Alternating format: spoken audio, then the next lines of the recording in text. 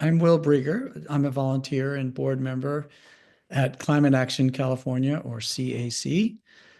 We want to offer our supporters an opportunity to better understand California's cap and trade program.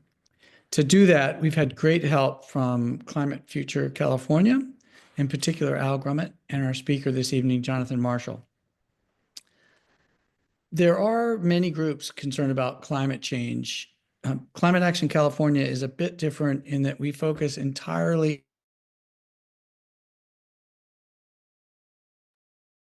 Will, I can't hear you any longer. You're muted. Will somehow got muted, yeah. Yeah. All right. So I'm introducing Climate Action California. We focus on climate exclusively at the California legislature and the regulatory agencies. We also are a little different in that we rely on volunteers for almost everything. We've been fortunate to have experts attracted into our ranks who help inform our science-based positions. And we actually have fun discussing and then advocating on these, somewhat serious issues. Before I introduce our speaker, I want to provide a short history to explain why we chose now to offer this presentation.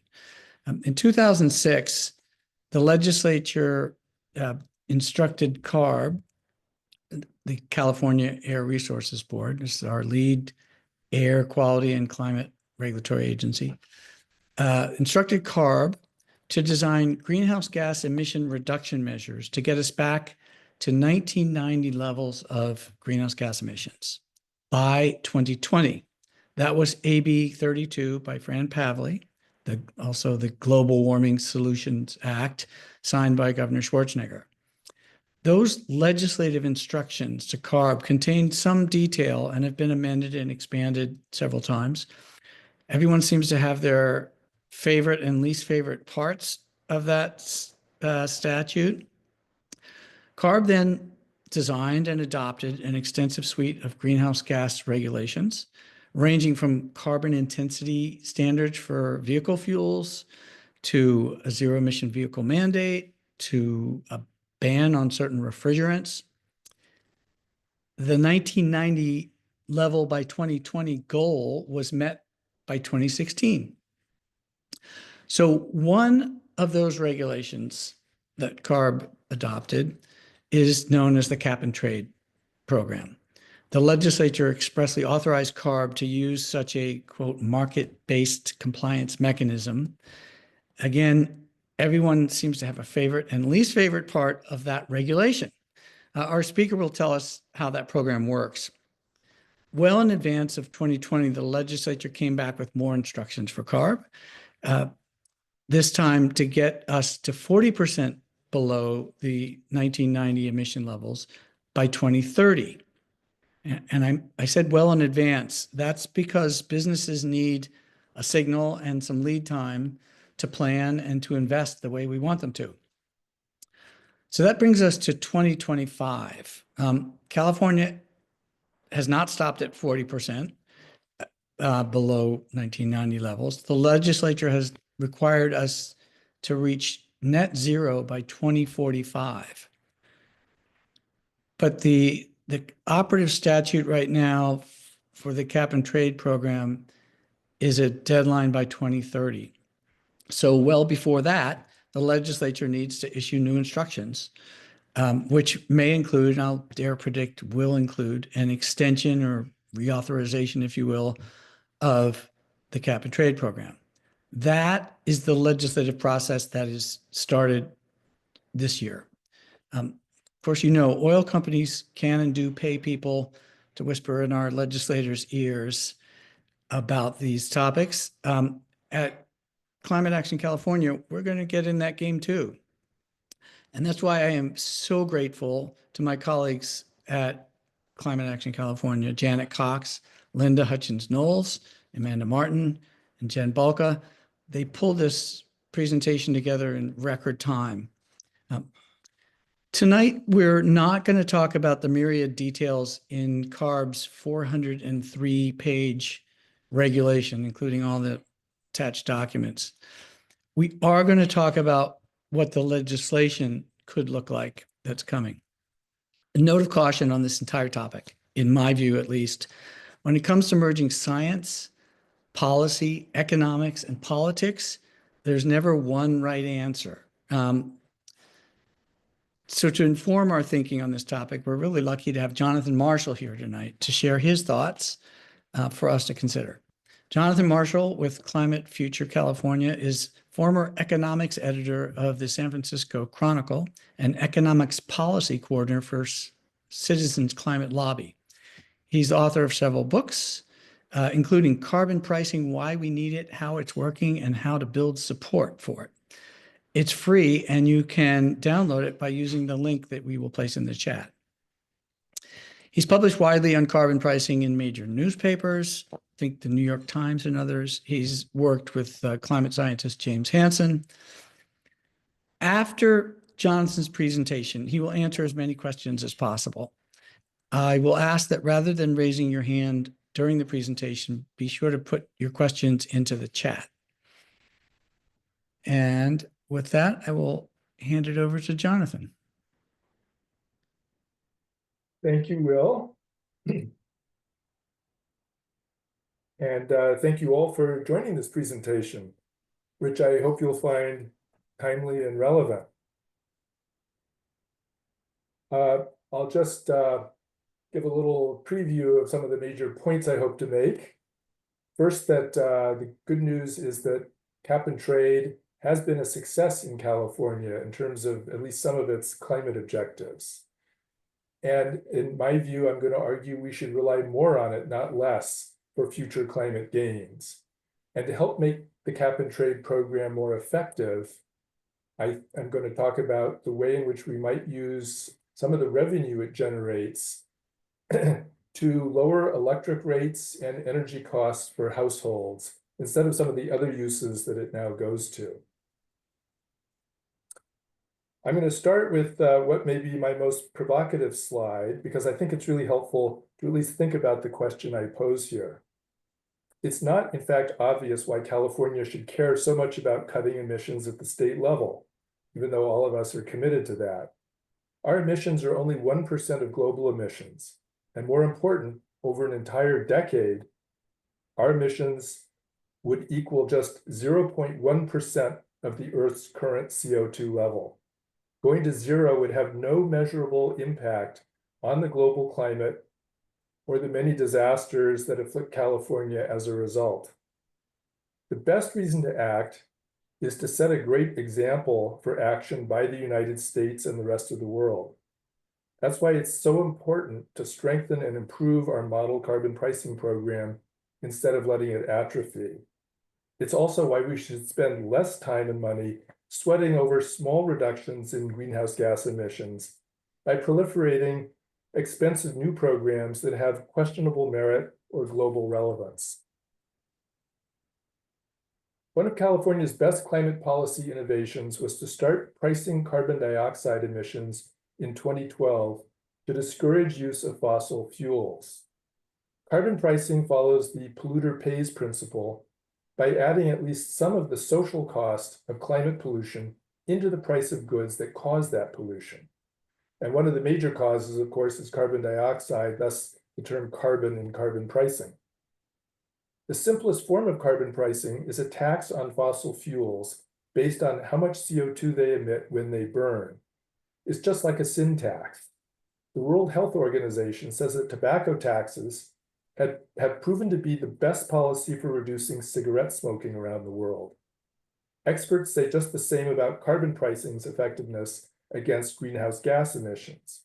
In the upper right, I have a little bit of a statement signed by more than 3,600 US economists, which is absolutely unprecedented in terms of consensus in the profession. Carbon pricing offers the most effective lever to reduce carbon emissions at the scale and speed that is necessary. And many other climate policy experts agree with that. Today, more than 70 countries and other jurisdictions around the world use carbon pricing as one of the main pillars of their climate policies. Many studies show that they have achieved significant emissions reductions. So this isn't just a theoretical case put forward by economists. A major study of climate policies in more than 40 countries, published last year in the journal Science, found that carbon pricing stood out for its effectiveness. The takeaway of that study, in the words of one of its co-authors, Nicholas Koch, I have on the bottom right of the screen, it was the key ingredient if you want to reduce emissions is that you have pricing in the policy mix. Well, instead of a carbon tax, California uses a market-based system called an emissions trading system. Its cap and trade program sets overall limits on emissions from major sources, including power plants, large industrial plants, and fuel distributors, those that emit more than 25,000 tons of CO2 per year. The program today covers about 450 businesses that are responsible for around 80% of California's total greenhouse emissions. These businesses have to acquire licenses or emissions allowances for every ton of CO2 they emit. California's Air Resources Board, or CARB, implements and enforces the program. It auctions off or gives away emissions allowances each year. The entities covered by the program may also buy and sell allowances as needed on a secondary market. The resulting price of allowances, remember per ton of CO2, gives everyone an incentive to cut emissions. CARB aims to lower the cap on state emissions about 4% per year through 2030. As the supply of allowances shrinks, the price of emissions rises, simple supply and demand. That in turn drives up the price of fossil fuels. As a result, businesses and households that use energy or energy-intensive goods are motivated to look for cost-effective alternatives as they invest for the future. And entrepreneurial innovators look hard for ways to help them do it. The sale of emissions allowances raises about $9 billion a year, one way or another, depending on the supply and demand for allowances. That money goes into various pots, some to protect utility ratepayers, some to protect industries vulnerable to competitive pressures from other states or countries that don't price carbon, and about 45% to programs to advance climate or communities through investments in transportation, forests, clean water, and other priorities. We'll come back to this. That's the slice of the pie on the right. Those programs are called California Climate Investments, and the money comes out of what's called the Greenhouse Gas Reduction Fund. So that's how it works. How well is it working? Well, as intended, emissions prices are generally rising, and that in turn is driving up the price of fossil fuels, as it should. And the best news is that state greenhouse gas emissions and other harmful air pollutants are falling. This chart shows the price at auction of permits or allowances rather, for companies to emit a ton of carbon dioxide each year, starting at around $10 a ton in 2012 and rising gradually, then taking a kind of sharper jumps after 2020, reaching a peak a little over $40 a ton before dropping back today to just under $30 a ton. You can see there's a price floor that CARB sets to make sure that the emissions market doesn't go too haywire and become ineffective. So I mentioned, as intended, the effect of this rising carbon price is to drive up the price of fossil fuels, which create the great bulk of our greenhouse gas emissions. Now, the impact on electricity is quite small, just 2 cents per kilowatt hour. And that's because most of our electricity, fortunately, comes from clean sources like renewable energy, nuclear, or hydro. The impact shown at the bottom is much greater for natural gas. That was about a 9% price increase in 2023. And the impact on gasoline was about 26 cents a gallon, which in 2023 was about 5%. If you look over on the right-hand column, though, it's expected that the impacts on natural gas and gasoline will go up significantly as the state's carbon price goes up as well. The state, to its real discredit, never commissioned a serious study of the effectiveness of the cap and trade program. So some people don't think it's done anything, and I believe that they're wrong. There have been at least a couple of strong studies by independent economists who have found that the program has had significant impacts. One study by two German economists found that the program had probably had a slight positive effect on the state's economy, which is great news, but more significant to our issue, it had probably reduced greenhouse gas emissions in California by a bit over 6% from 2013 to 2019. That may not sound like a lot, but those were years when the state's carbon price was very low. And that 6% actually reflects the bulk of the reduction in greenhouse gas emissions in those years. So it looks like cap and trade achieved most of the good results in those years. Another study by two US economists found much more robust results. They concluded that cap and trade reduced CO2 emissions annually from 2012 to 2017 at an average rate of 9%.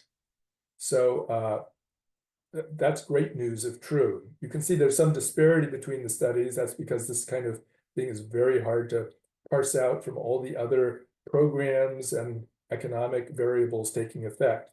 But the two major studies both show significant positive benefits for climate.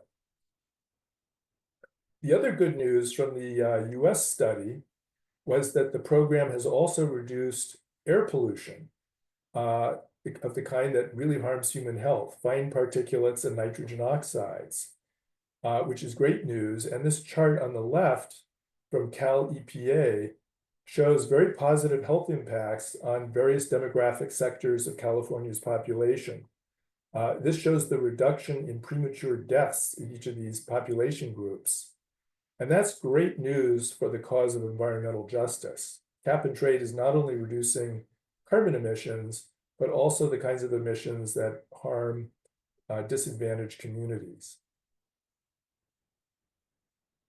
So far so good, but there's a lot to be done. What challenges remain? Well, first of all, carbon pricing is currently too tame to achieve the state's climate goals.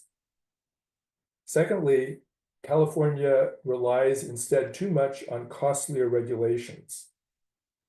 And thirdly, cap and trade revenues are not being optimally used. In fact, they're funding too many ineffective programs.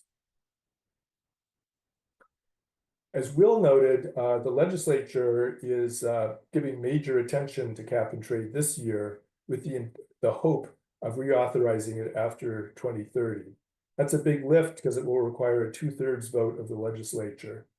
Currently, there are a couple of bills introduced, one in the Senate, one in the Assembly. They're called spot bills because they don't have a lot of meat to them.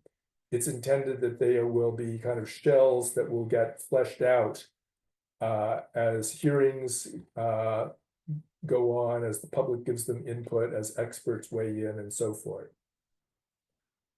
Will also mentioned the enormous length, over 400 pages of the current, I guess, law or regulation. I can't remember which, but there are a lot of technical issues that arise with cap and trade.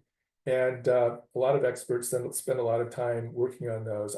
Those are mentioned in the second bullet for those who care. I'm going to jump to the big picture mentioned in the third bullet, which is basically the need to raise the carbon price to make cap and trade more effective, the need to scrutinize other climate programs for cost effectiveness, and the need to keep all of California's climate policies affordable and thus politically viable. If you think back to one of my original points, if we want to be a role model for the US and the world, we have to ensure that the public buys into it, and they're not going to buy in if they're paying through the nose for something whose benefits they can't immediately see. So affordability is crucially important. To the first point about needing to step up our effectiveness and essentially the bite of California's carbon price. That's because with very ambitious goals for 2030, the current emissions curve, although downward sloping, needs to slope down a lot faster. As one expert here says, we need to triple the rate of decarbonization progress each year to hit the 2030 target. And I mentioned how California's carbon price in the last year or two dropped back down from just over $40 to slightly under 30. We need to start edging it back up on a fairly predictable upward trajectory. Unfortunately, CARB does not seem very committed to making cap and trade the program that it could be.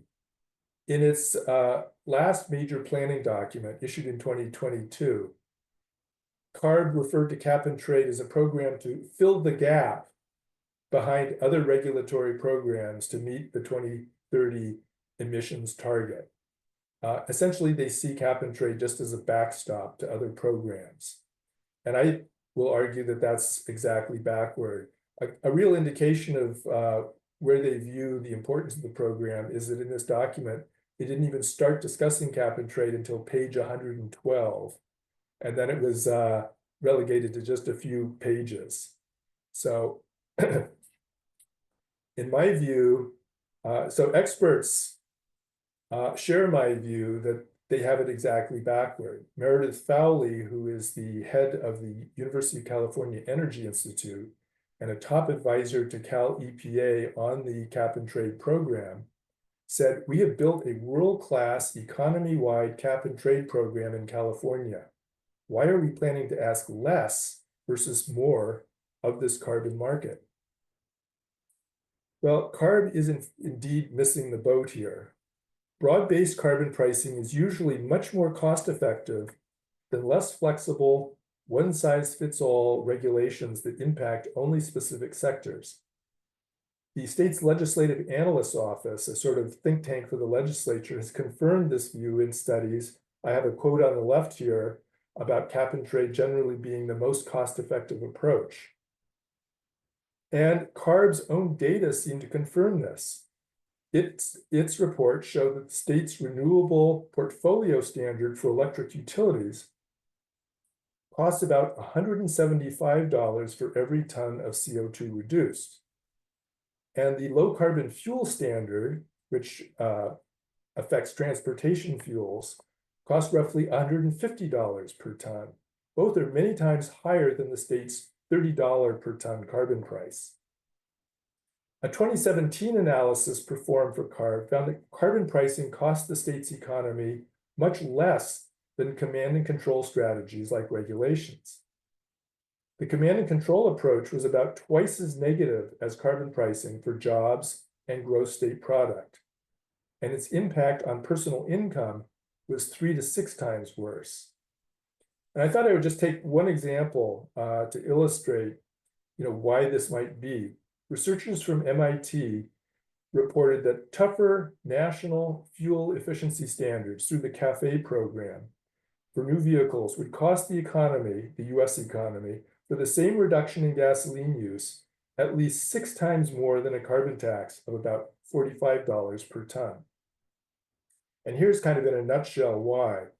On the right there, if you look at the CAFE standards, they do reduce the emissions from new cars. That's the mandate. So of course it does that.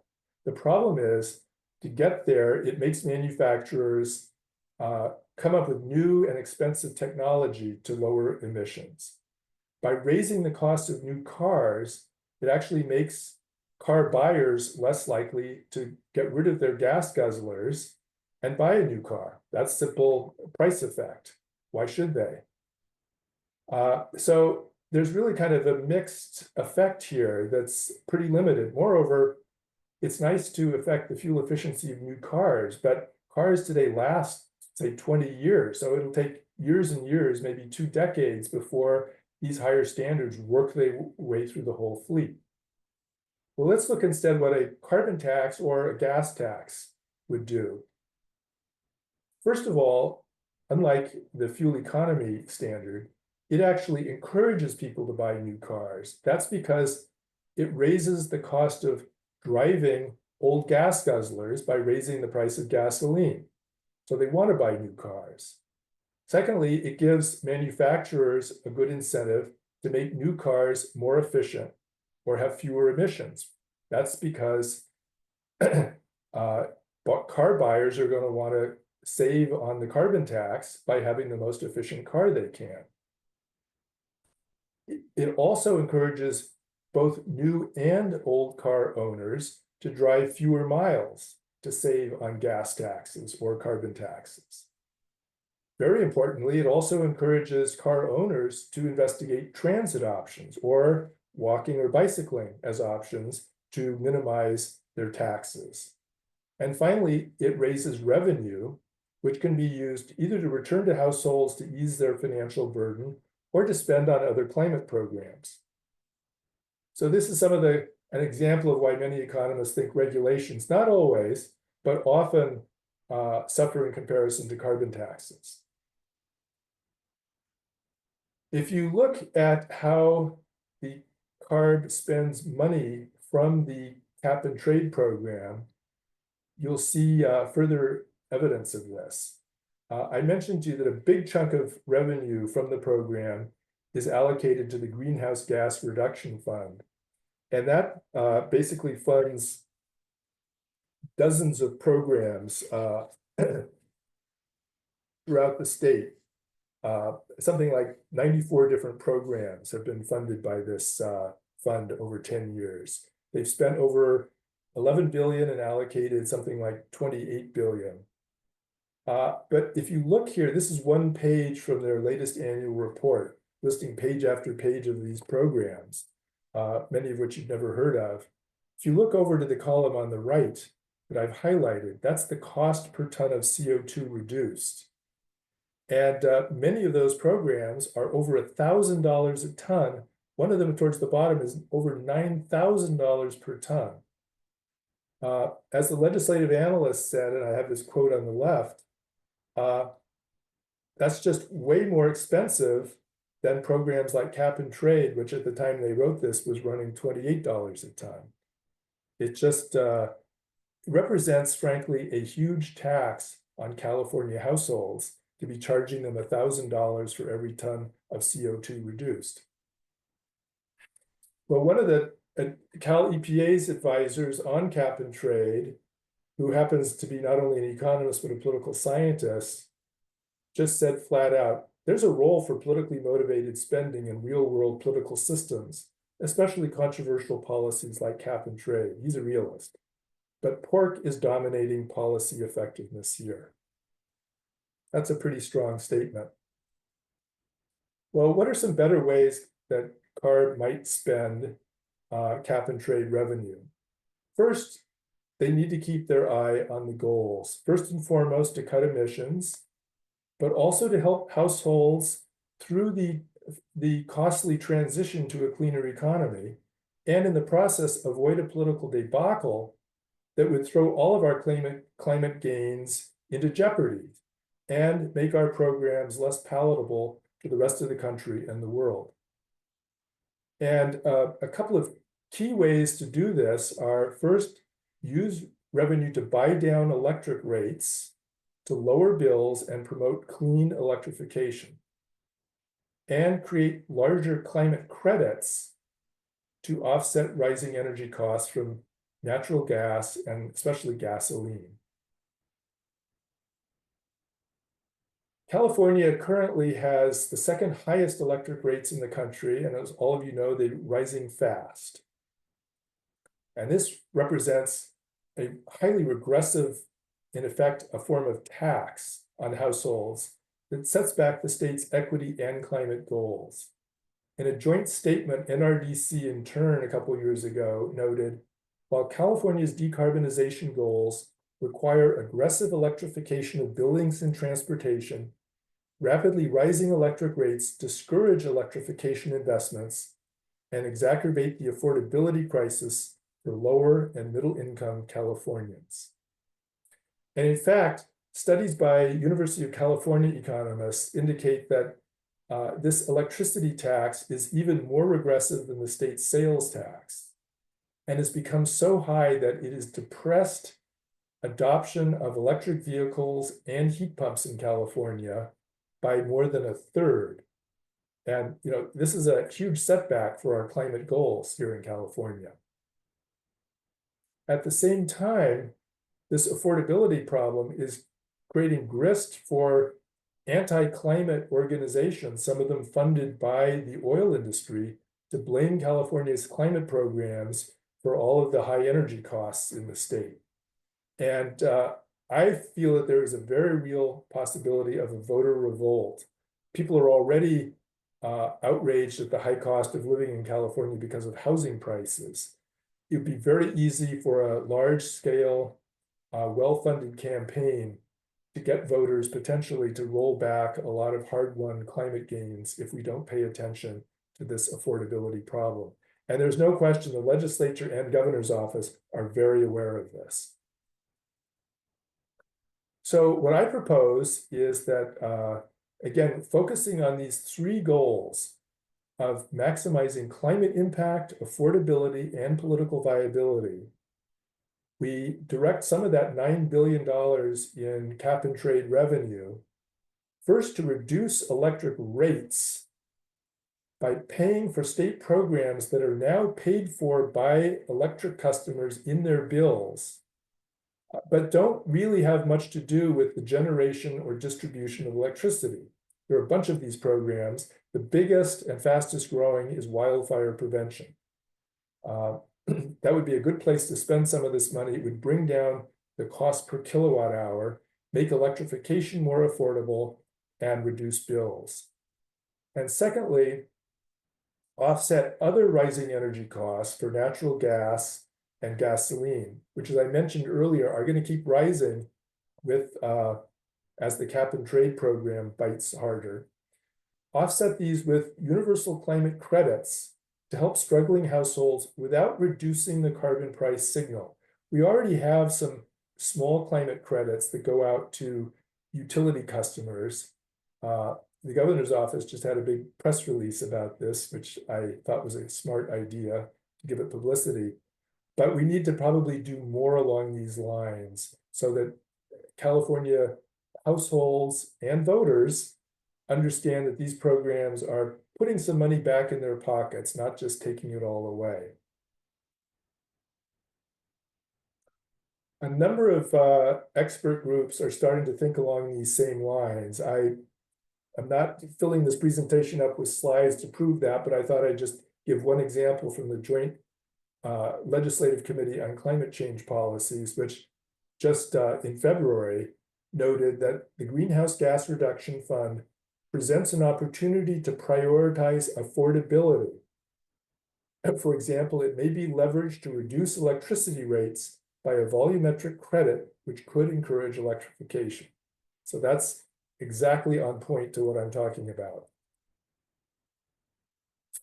As it happens, California voters are thinking along very much the same lines. A survey released in February by Slingshot Strategies of California voters, they're a political consulting firm, found that an alarming 69% of California voters are concerned about the affordability of California's climate programs. So that just reinforces the point that we need to keep this very front and center in our thinking. The good news, though, was the great majority of these alarmed voters want the state to start relying on more efficient policies rather than delaying the state's climate goals. So if we can keep their faith and deliver on that wish, we can have a tremendous success. They feel much the same about the cap and trade program in particular, where again, nearly 2/3 are concerned about the affordability issues raised by it. But again, a very healthy majority, rather than lowering the carbon price, would like to see more money returned to consumers in the form of rebates or other kinds of credits. So again, They're thinking very much along the lines of what I'm talking about in this presentation. And lastly, when they were given a large number of choices about how to use the revenue generated by cap and trade, the single most popular alternative was to pay for wildfire prevention, which, as I mentioned, would lower electric rates, lower bills, and promote clean electrification. And the next most popular was to give rebates or climate credits back to California consumers. Again, one of my key proposals. So the legislature should look on these results with glee that they actually have a good solution on their hands. So let me conclude by what I think the legislature should do. It should give CARB clear direction, first to make carbon pricing not just a backstop or a fill in the gap, but the state's primary climate program because it's so cost effective. CARB should be instructed to keep raising allowance prices on a steady and predictable basis, consistent with meeting the state's greenhouse gas reduction goals. Secondly, it should direct CARB to promote affordability by redirecting cap and trade revenue to lowering electric rates and providing households with bigger climate credits to partially offset other increased energy costs. And it should go without specifying, but we really need a strong marketing program so that California voters and households know that this benefit, if it comes through, is being provided to them. So that oil industry propaganda doesn't make them think that, you know, they're getting nothing out of it. And last but not least, CARB really needs to pay more attention to cost effectiveness in all of its programs. And in my view, we have far too many programs, many of them overlapping. We need to pare them down and keep only those that reduce GHG emissions at the lowest cost per ton. So with that, I'm done, and I'd be happy to try to answer your questions.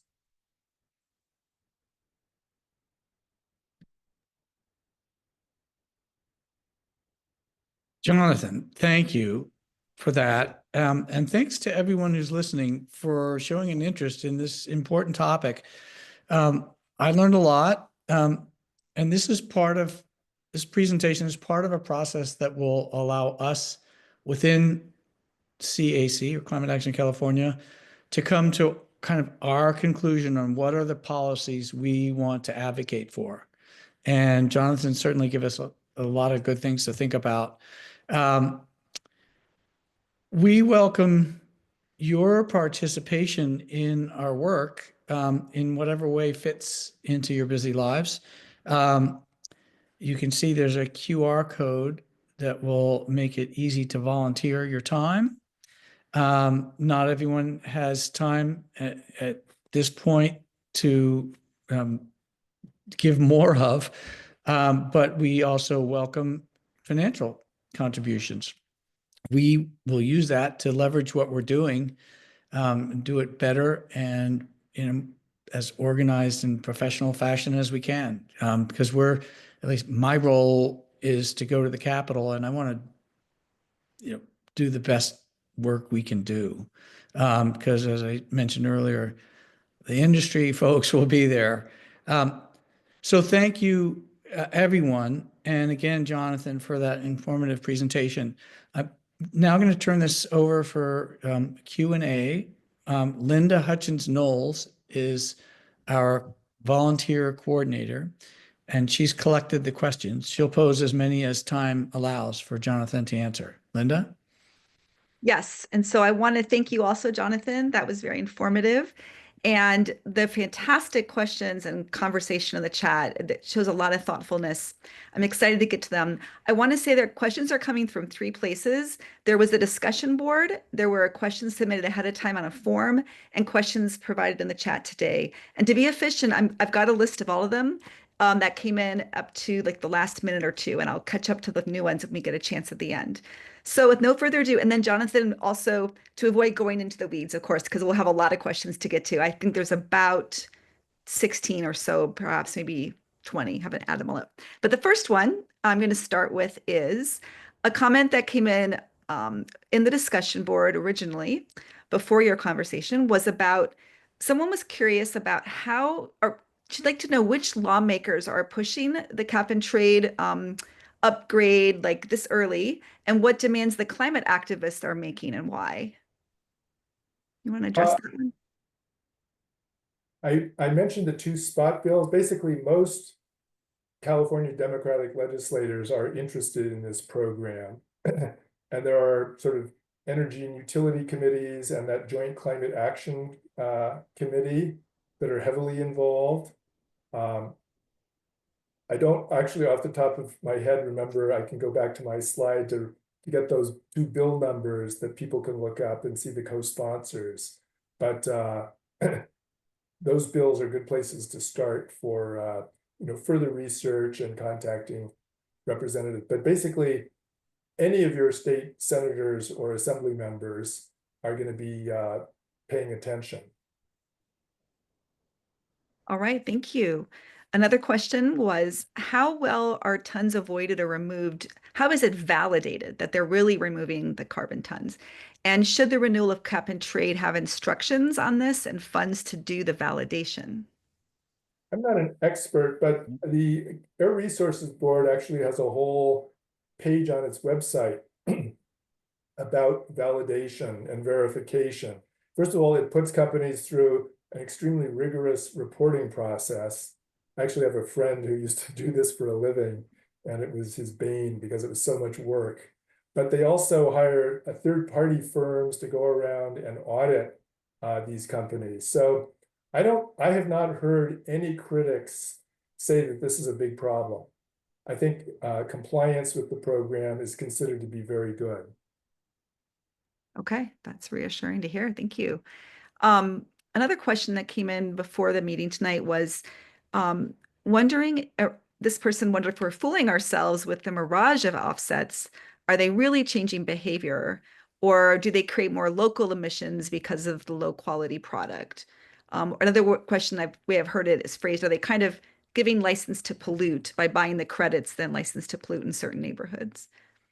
So it depends a little on what the question is. Offsets are a very special category. I talked for simplicity purposes about companies having to buy emissions allowances, but a small fraction of emissions can be covered by so-called offsets. So let's say a company makes a deal with some landowner to protect a forest, for example.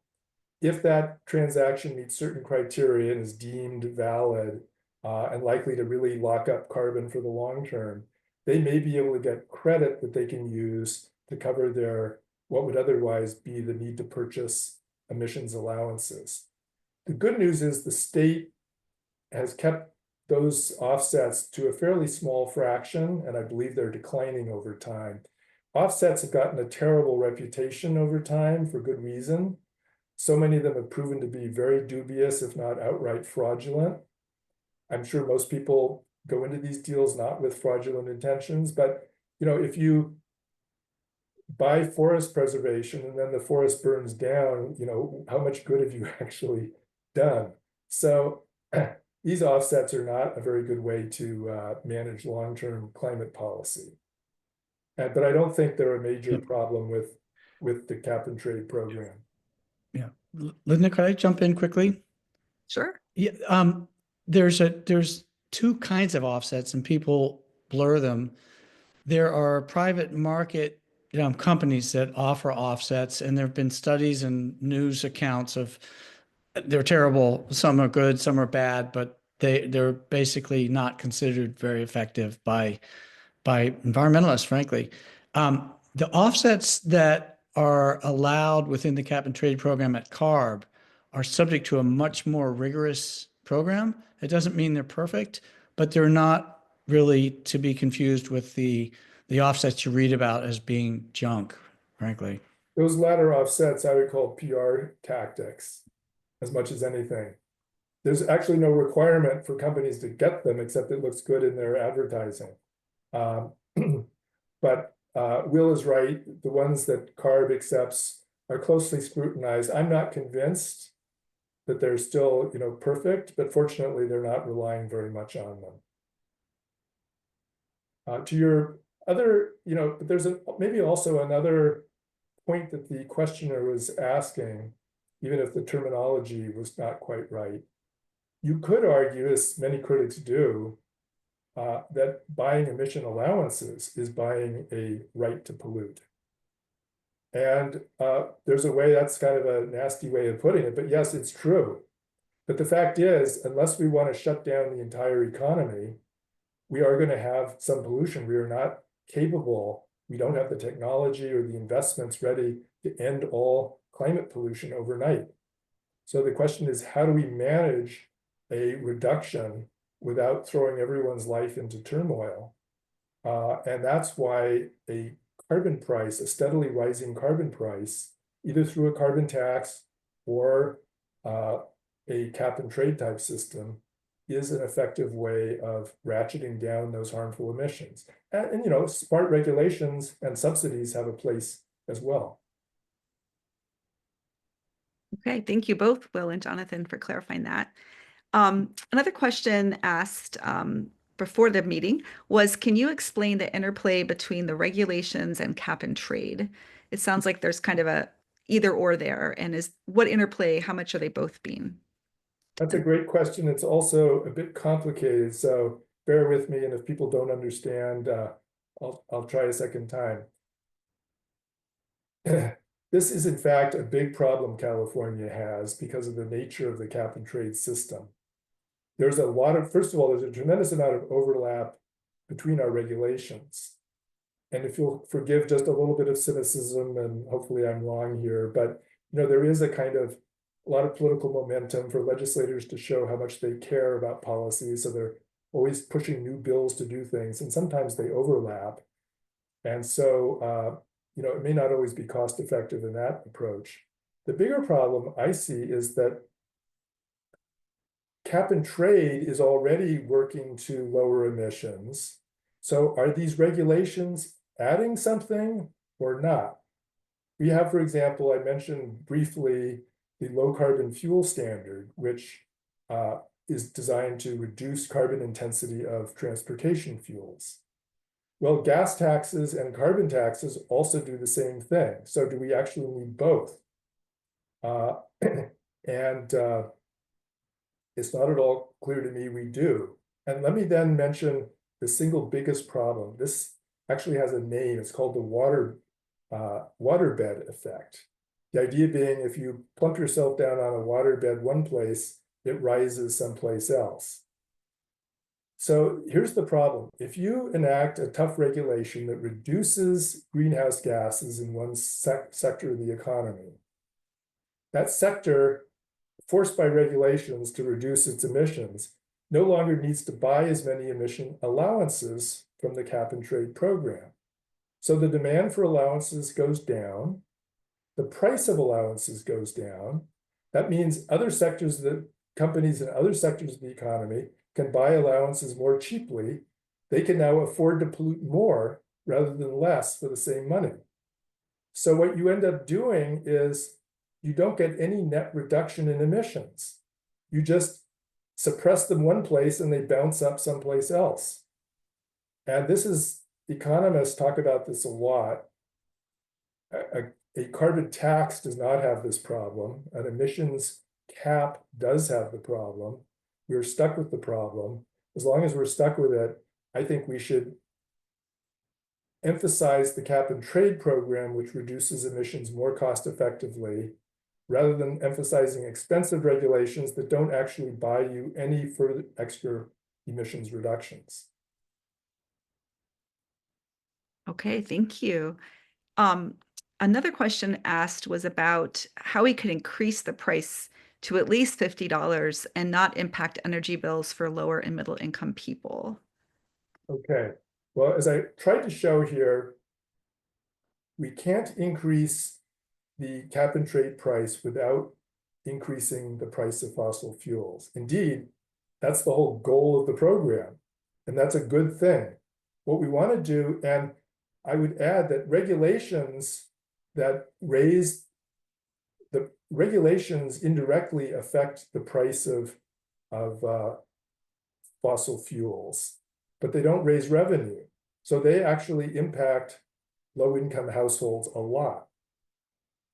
The nice thing about cap and trade, you could boost the price to $50, you then generate more revenue, and you can return that revenue to households in the form of a climate credit, like a twice yearly check in the mail for $100, $200, whatever you can afford.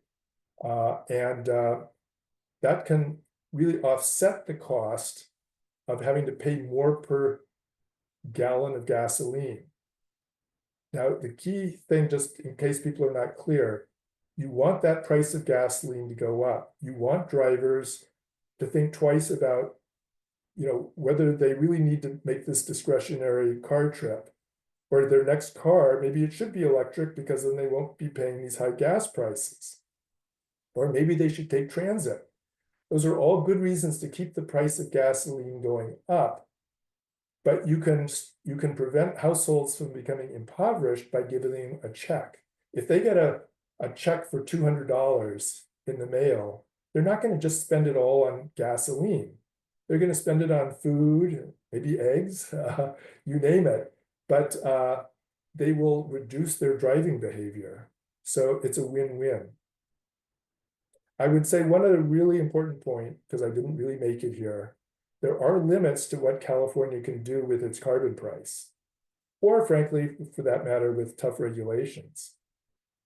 We live in a country where there are no trade barriers between us and other states. There are no barriers to manufacturers and other companies moving out of California to other states. If we raise our carbon prices too high or too fast, we eventually are just going to undermine the state's economy and not actually reduce emissions. Indeed, some critics claim that one way California achieved some of its emissions reductions in the previous decade was because companies moved out of state and we imported the goods that they used to produce here. So we're still creating the carbon emissions. That's an effect called leakage. And it's an effect you can control if you're in charge of an entire country. You can control leakage at the border through mechanisms I won't go into. An individual state cannot really do that as effectively. So I talked about California wanting to be a good model. It may mean that California can't get too far out in front of the rest of the country and going to net zero. I hope I'm wrong on that, and it may be that through better technology we can get there faster, but we can't go to unlimited extents to kind of penalize sources of emissions, given that we live in a country that has free mobility of labor and capital. You're really having the complexity of this. There's so many interplaying factors. Right. Very interesting. Another question that we got was, how vulnerable is the program to gaming the system by heavy polluters? And can a system of additional penalties be levied against companies that show no progress in reducing their direct emissions? Yeah. As I mentioned, my understanding is that there is little or no cheating in the system. So I don't think, and there may be people on the call who know more than I do about that and show me to be wrong, but I don't believe that's a serious issue. There may be companies that have not greatly reduced their emissions. And if so, it's because it's not worth their while to do so at $30 a ton. It may be worth their while to do so at $50 a ton.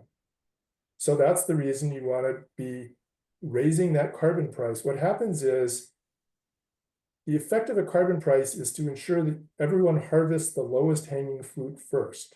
You want a society to get those cheap and easy changes done first. It's like getting everyone to replace incandescent bulbs with cheap compact fluorescents or then LEDs. That was the low-hanging fruit. Getting people to retrofit homes with heat pumps and things like that, that's a lot tougher and more expensive. So it's not a bad thing that every polluter keeps polluting for now, but you do want to let them know this price is going up. As you invest for the future as a company in California, bear in mind that you may want to start changing your ways of doing things so that you don't get caught short by a carbon price 5 years from now that makes you uncomfortable. Yeah. And I'd like to add one quick point, Linda and Jonathan. After a career as an environmental prosecutor, I went to work at CARB enforcing the climate programs.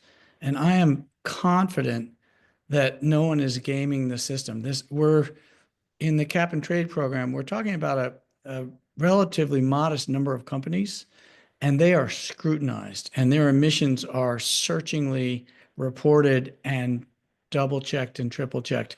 So that's not a problem with the program. There may be, as we've discussed tonight, different ways to do it, could be improved, but cheating's not the problem. Great. Thanks for adding that. Thanks, Will. Another question relates to concerns some environmental justice communities have raised about cap and trade being like permission to buy offsets to pollute in sacrifice zones. Could you speak to how the program could be strengthened to discourage pollution in environmentally sensitive zones, places that are already suffering the burden from a lot of climate, fossil fuel production and climate harms? Sure. Well, first, the good news, I cited a study that showed very good news with regard to reduction of the air pollutants that cause health problems in many of these areas. And Cal EPA's finding that sort of demographic groups who live in these disadvantaged sectors have benefited greatly from the cap and trade program. So that is really good news. And there's been a lot of suspicion about the program from the EJ community, but I think the evidence is showing very positive results. The other thing I would say is, don't blame cap and trade. It's designed to reduce CO2 emissions, which, frankly, are not harming anyone per se in these communities. They're suffering from all the other pollution caused by the burning of fossil fuels. Go after that pollution directly. We have regulations and we should strengthen them to avoid dumping particulates and sulfur oxide and nitrogen oxide in these communities or other forms of pollution. All I'm saying is don't blame the climate programs for not meeting needs that other programs should address. Thank you. I'm going to skip to the question that relates to this one that was asked in the chat. Is there any way, and might it be desirable, to add methane emissions to cap and trade? Some of you may recall that the Biden administration in Congress actually passed a methane tax, which I believe was the first form of carbon tax ever adopted at the national level. And I think you can all imagine what's happening to that tax in the current regime. But it is certainly possible to tax methane emissions. Yeah. Methane is a very, very potent greenhouse gas. There are oil and gas producers in California, and there are gas pipelines that come into California. I'll just throw out randomly. Yeah, yeah, Will?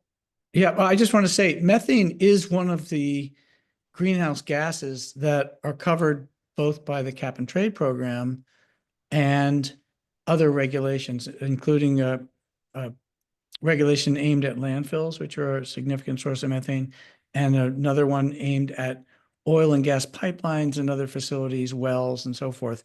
The one gap in the methane program, in my opinion, is that the largest source of anthropogenic methane is completely unregulated, and that's livestock. And that has got to be addressed.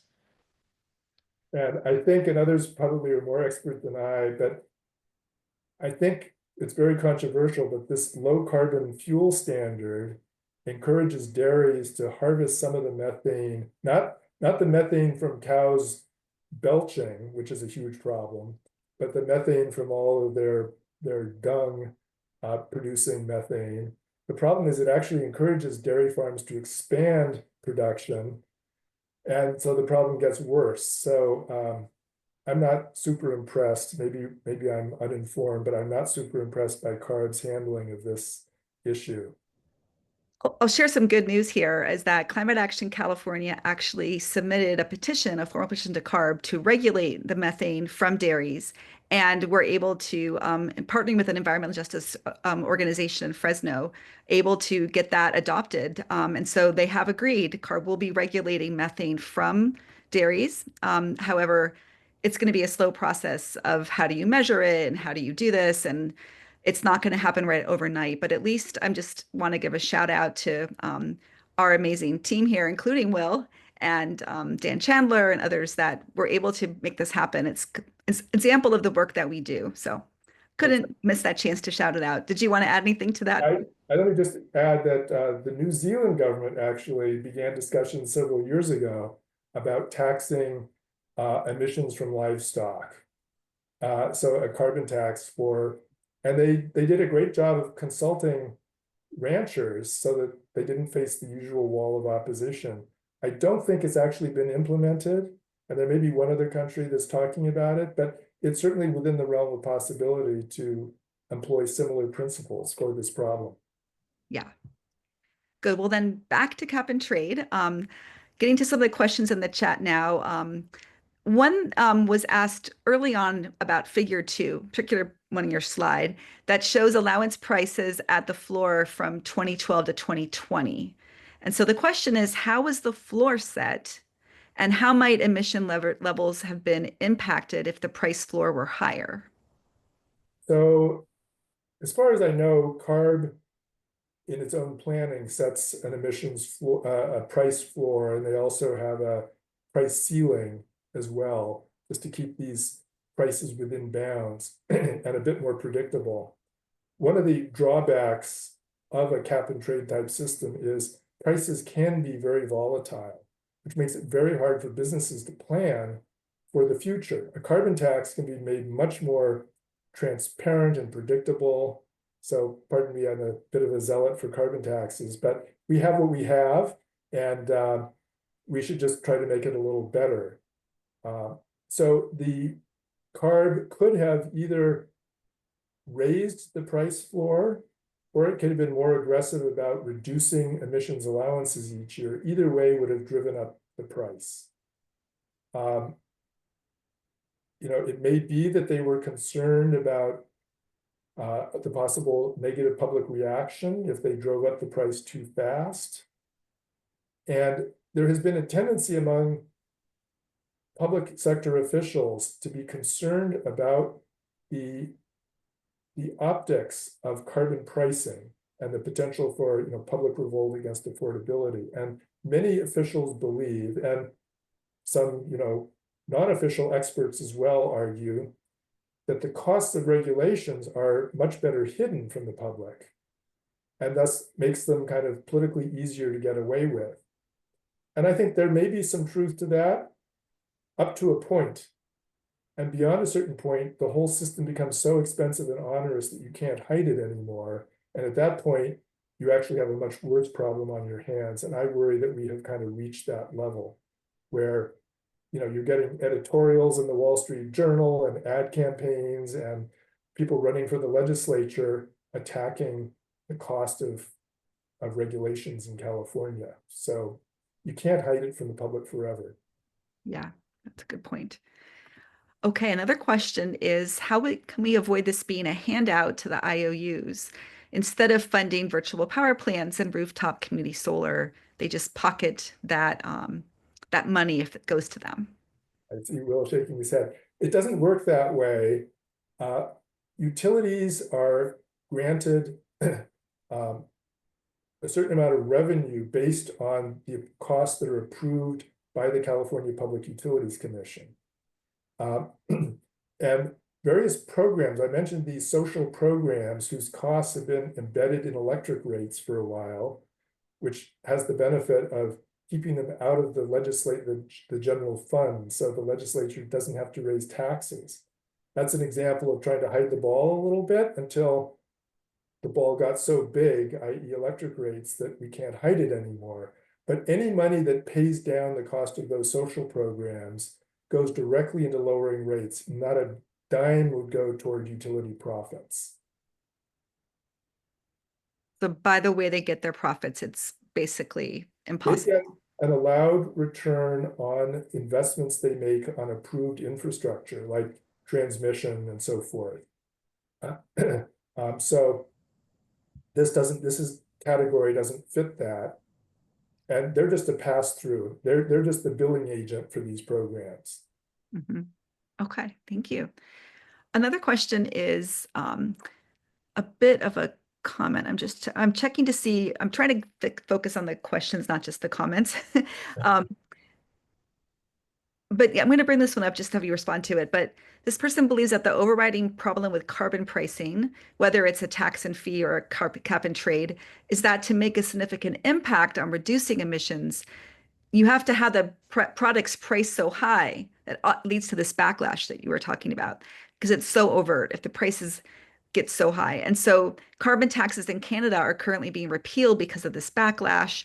And even where taxes are being paid back to the consumers, they still don't like it, it seems. So how do we deal with the fact that the goal is to make prices go up, but you can even argue this last election was lost because prices are going up, or won, whatever side you're on. How do you deal with this backlash? Okay, that is a good question. Several rejoinders. One is, I mentioned, and if you care to look at my book, for which I make no money, so I have lots of studies in highly reputable peer-reviewed journals about the effectiveness of carbon pricing around the world. So we know it works. The biggest problem is that carbon prices around the world in many cases are at California's level. $30 is about the median. You have countries like Sweden that are up to $120 or $130 and have achieved tremendous reductions. So I guess I would say to that is, yes, you do need a carbon price that bites, but remember that price, let's say we drove California's price to $100, and I'm not saying we should or whatever, but that would still be 1/10 the cost per ton of CO2 of those myriad regulatory programs I was pointing out to you on that slide. In fact, one of them was $9,000. So we are already paying ridiculous amounts of money for small gains. Let's raise the carbon price and see how far we get before we give up on it, because at $17 it didn't achieve all the reductions we wanted. The case of Canada, I'm embarrassed to say, is quite a powerful one that proponents like me are going to have to deal with in coming years, because I loved Canada's program.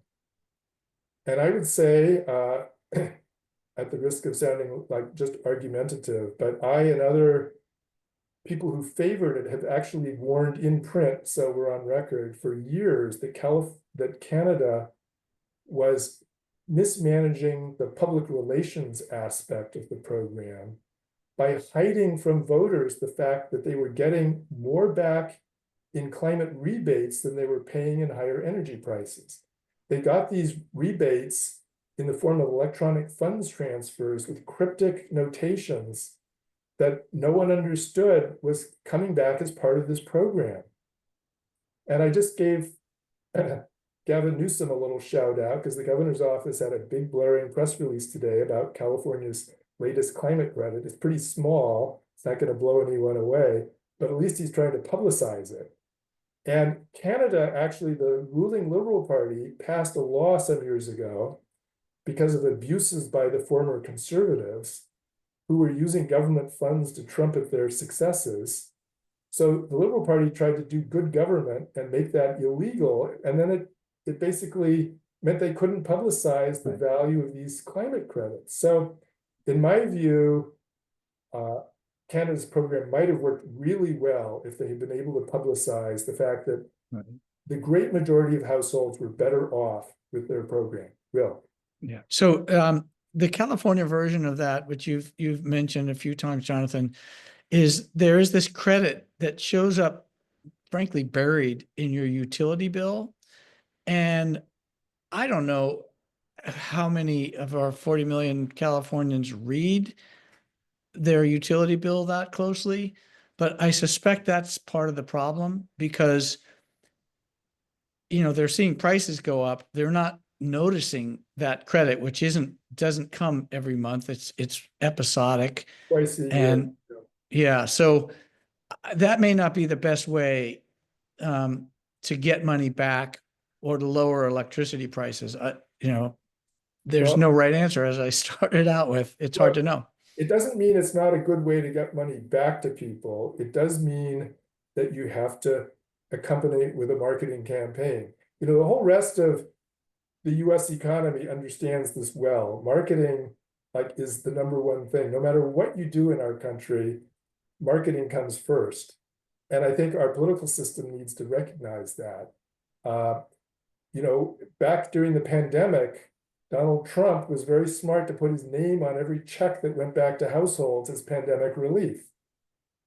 When Obama put through tax cuts for Americans, he did nothing to publicize it. So the Tea Party rose up saying he hadn't done anything for anyone. So, you know, California needs to get it right. And I put in one of my slides, it needs to market this as part of the solution. Yeah, such a good point. I mean, you could say the same thing about Biden's IRA plan, right? It just was Yeah, helping a lot of red states and they didn't know. people didn't know what this program was. Yeah. At this point, I'm just going to acknowledge that we had planned to go till about 7:45, but Jonathan graciously agreed to go another 10 minutes because we knew we had so many questions coming in. So if anybody needs to leave now and step out, no offense, feel free to just drop out when you need to go. But if you'd like to stay on, we can hang on for another 10 minutes or so. That still works for you, Jonathan? Yep. Okay, great. Because there's a bunch of questions that I haven't even gotten to yet. So maybe we could kind of go into like the speed answer version so that we could cover a little bit on each one, even though I found the nuances fascinating. This has been so interesting. So the next question is, how do the IOU investor-owned utilities, how do their rates compare to municipally owned rates? And if that doesn't relate to cap and trade in your mind, we can skip that. But if you see a connection. Yeah, it really doesn't. They're a lot higher, but there's some good reasons. There may be some bad reasons too, but they really are apples and oranges, but they are a lot higher. Yep. Okay. So somebody pointed out that the backlash is also a result of well-funded astroturfing campaigns by the oil industry that are trying to undermine. And so another person asked related to that, how can we stop this astroturfing? Pointing out that a vote to raise the gas tax several years did cause a legislator to be recalled. So how do we, is that just the marketing that you were talking about, just counter marketing? Same answer or? Counter marketing and having, if you just raise the gas tax and do nothing to otherwise help affordability, you're just pulling money out of people's pockets and you don't really have much to argue for. You know, if you argue, we're pulling all this money out of you to reduce CO2 in the atmosphere. Well, that's nice. I support that in general, but frankly, what am I getting out of that? You know, has the climate gotten any better? No. Will it get any better if California reduces CO2? No. So why are you doing this to me? Just to make yourself feel good?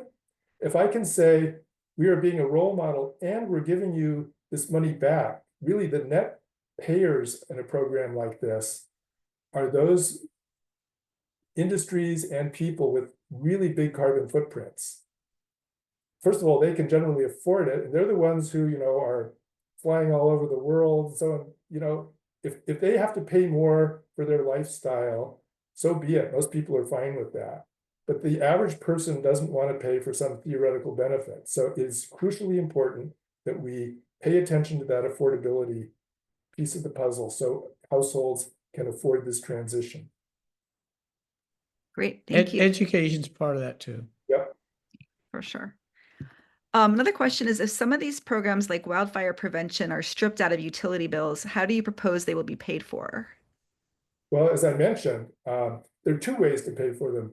One is through the state general fund, which is paid for through progressive income taxes versus an extremely regressive electricity tax, in quotes.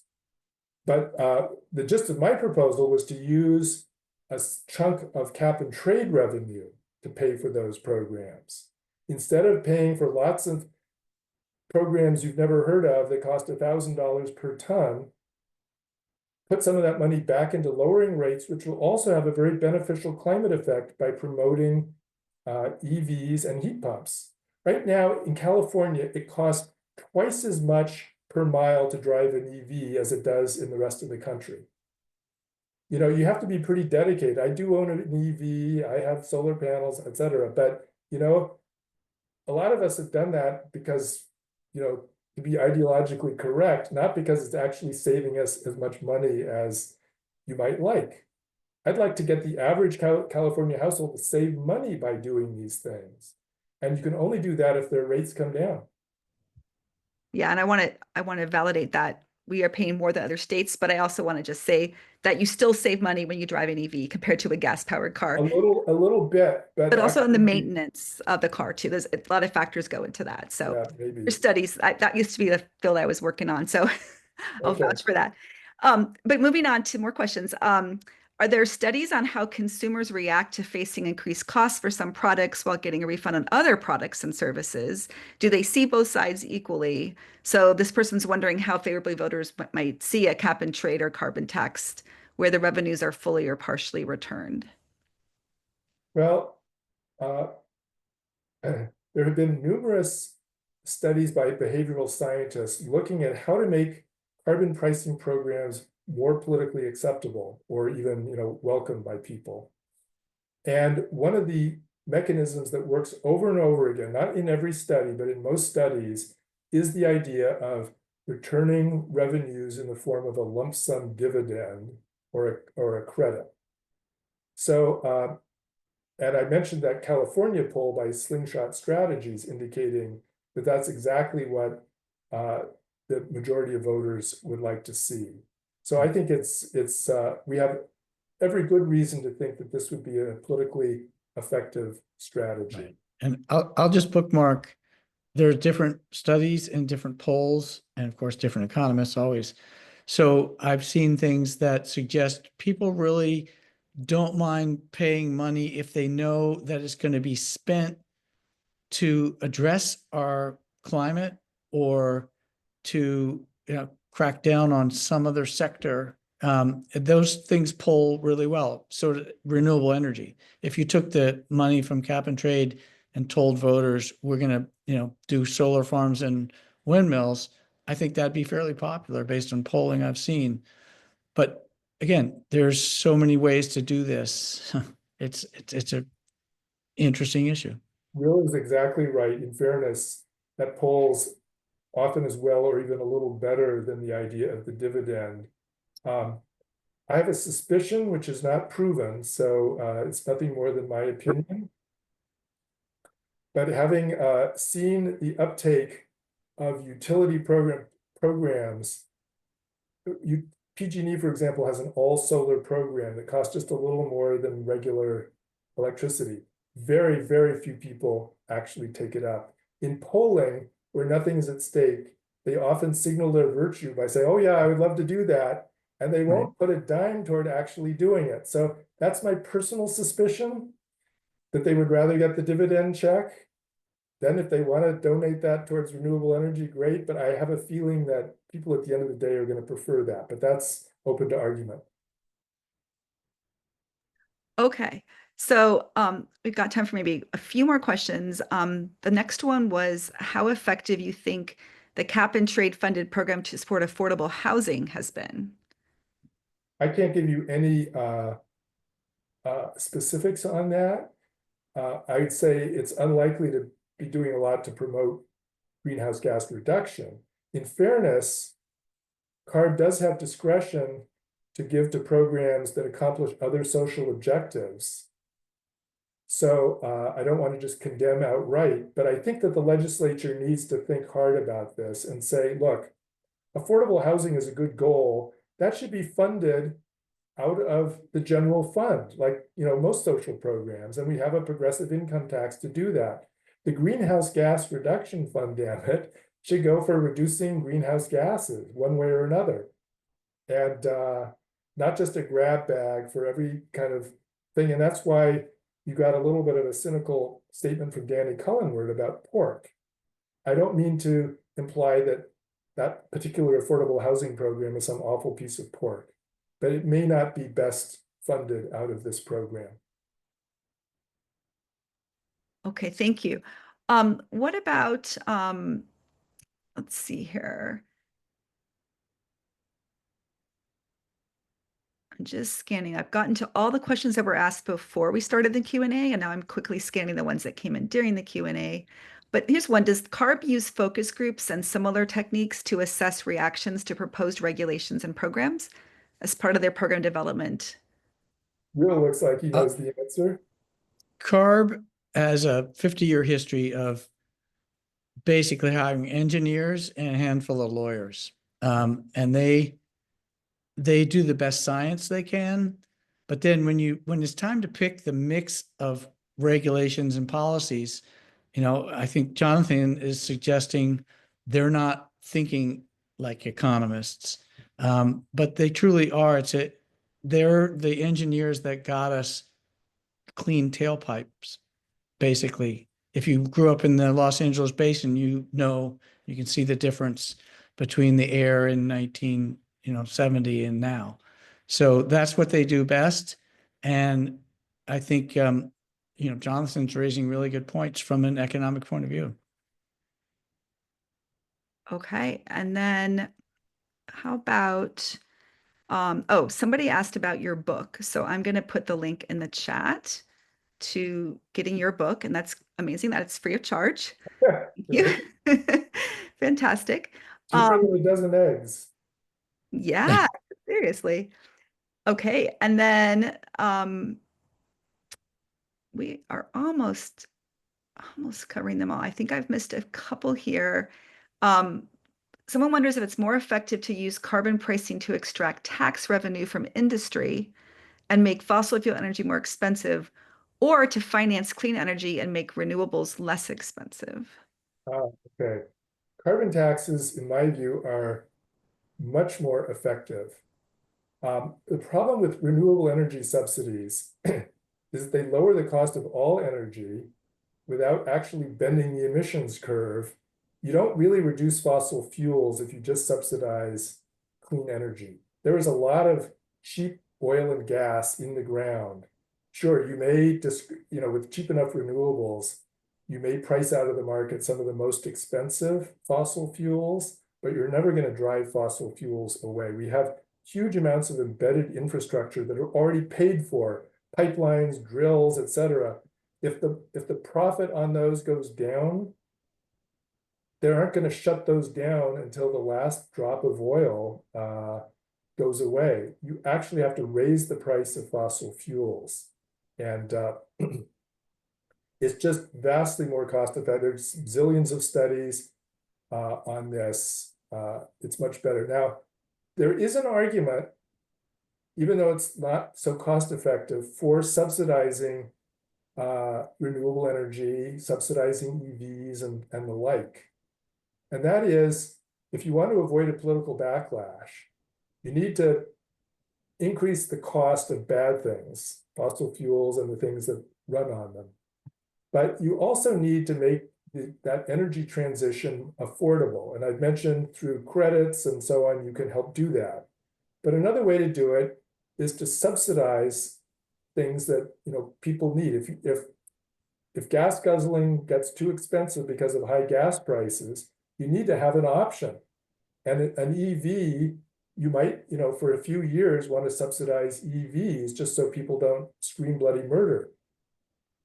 So I see a role for that, and there is a whole literature about that called policy sequencing. Start with subsidies that aren't so good in terms of raising the budget deficit, but make things look cheaper. And once people build the market for those cheaper, cleaner alternatives, then start lowering the subsidies because they have a built-in, scale economies and so forth, and rely more on carbon pricing as your lever. So Okay. the two can work together. Yeah, fantastic. So I'm seeing we're at the time we agreed. There was one, I thought, really great final question we could get to, but I'm also No, go ahead. If it's a right great now. question. Okay, I think it's really good. So this one is, if we focus the GGRF spending only on solutions that are most cost effective today, how do we incentivize solutions to long lead time difficult problems like clean cement that'll be that are expensive today but need early investment in order to scale and become more cost effective? Great. Well, remember, one reason to renew the program is to give industry certainty that carbon pricing will stick around and keep going up over the long haul. Now, let's put aside an issue in California, which is that certain industries, and I think cement is included, they get free allowances. But in general, the way carbon pricing would work is the huge amounts of energy required by the cement industry to produce its product. If they are relying on fossil fuels for that energy, they're going to know that their input costs are going to keep going up over time, and they're going to look for cheaper ways, not cleaner ways, but cheaper ways to produce their cement. And the cheaper way with a carbon price is to use less fossil fuel. And so just by responding to price incentives and the profit motive, the cement industry is going to look hard for innovative ways to produce their product with fewer fossil fuels. Wow, fantastic. Well, my big takeaway tonight is just how complex all of these policies and regulations are, and how just doing one at a time or just one-off things doesn't really make sense. But that idea of sequencing and thinking about how it all works together seems so important. So I just want to thank you again so much, Jonathan, for taking and generous with your time to go longer. I think we got to almost all the questions, and my apologies for the few that we missed or the comments that we didn't respond to, but I thought it was a very productive discussion and I appreciate your time. I want to give a shout out again to Jen Bulka for being behind the scenes, pulling this together for us tonight, and Will Brieger for your great introduction and great additions. And to Amanda, who had to leave, but she was doing a lot of behind the scenes work. So just a shout out to the team here and to everybody who came. We will be sharing the recording with those who registered, as well as the slide deck. And we hope that you found this a valuable informational presentation tonight. And please, if you want to help our work, I put up the final QR codes here again to help volunteer or give donations to us. We'd appreciate that. So with that, we're going to say goodnight. Yeah. Thank you. Again. Bye-bye.